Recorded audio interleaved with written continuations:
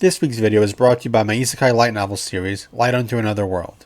If you enjoy isekai fantasy stories, and especially if you're looking for something that puts a bit of a spin on the norm, while still embracing what makes the genre fun, you'll love this series. Volume 7 just released, and Uriel and his team find themselves facing a new challenge, and a new deadly foe rises. There are 3 more volumes coming out later this year, so this is a great time to get started.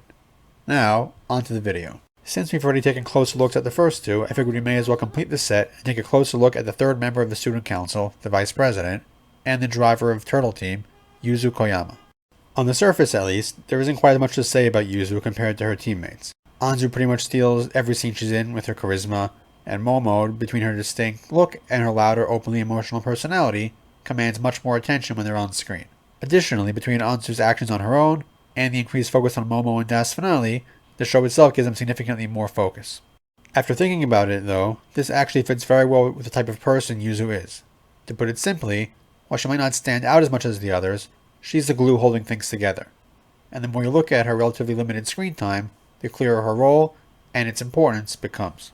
While both Anzu and Momo have very strong personalities, ones which serve them well, they are both characters in the way you joke about somebody who is a little eccentric or over the top. People like that are often the ones who can get things done, but they need someone a little more even-keeled, a little more level-headed, around to keep them grounded. Yuzu is that for her friends. We see this from early on in Season 1, when the student council was bullying Miho into taking Senshiro. Yuzu was mostly quiet, and basically being a non-intimidating face to somewhat moderate the otherwise aggressive tone of those scenes.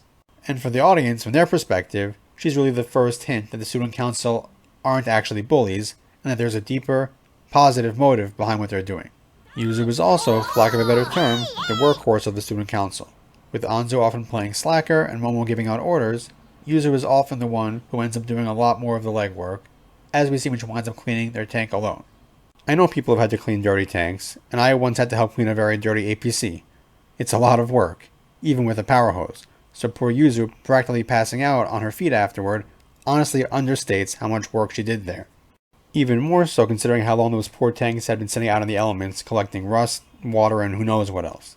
I had one of those on my base back in the day, and let's just say I'm glad it was a monument whose insides we are never required to clean.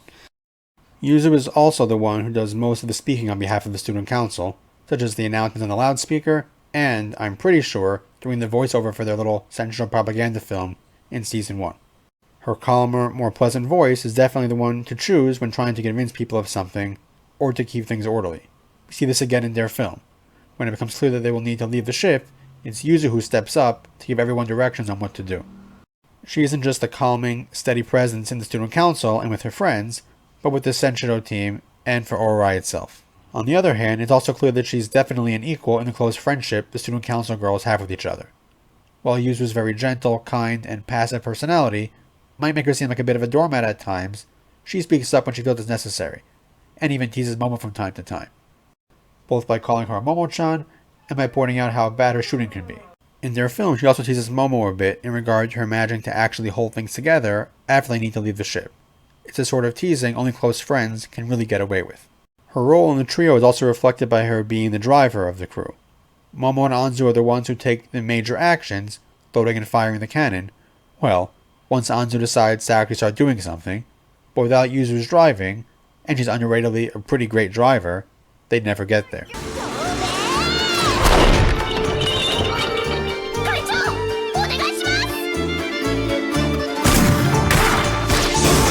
Tank drivers are relatively easy to overlook, but they're arguably the most important member of the crew when it comes to their survival. They're responsible for keeping the tank in motion, avoiding dangers, and for getting out of dodge when the time comes. There's a reason every member of a tank crew needs to be trained to drive in the event the driver is wounded or killed. Without a driver, the tank is just an armored artillery piece. With the driver, the tank is a mobile tool of destruction it was designed to be.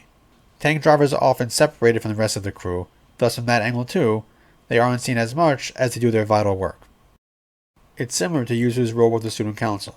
She's not seen as much, isn't as visibly active in the limelight, but she's quietly doing tons of work to keep everything working, to keep everything in motion, so that the student council, and Ori as a whole, can continue to function as best it can.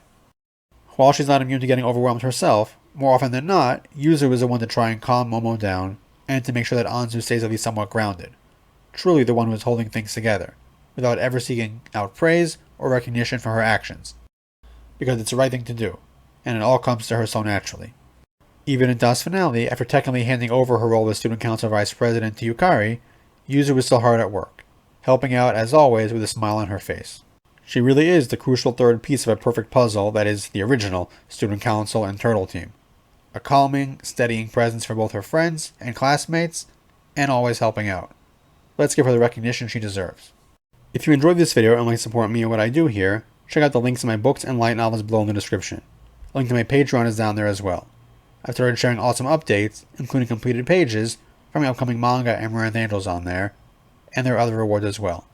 You can also start reading the prologue for free over on Webtoons. Additionally, I've got cool merch over on TeePublic.